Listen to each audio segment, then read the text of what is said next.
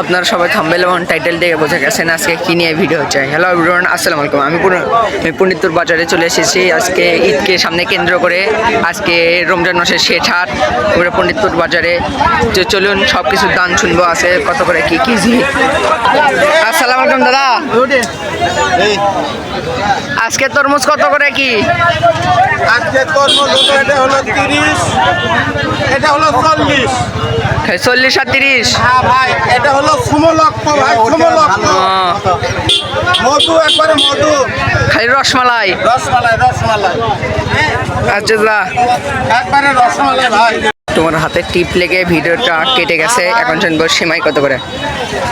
আসসালামু আলাইকুম ভাই, সিমাই কত করে? সেমাই 150 টাকা কেজি, 140 টাকা কেজি।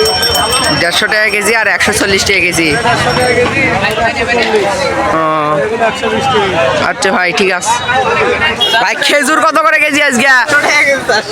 দাম কমে গেছে? আচ্ছা ভাই, 800 টাকার খেজুর এখন মাত্র 400 টাকা করে।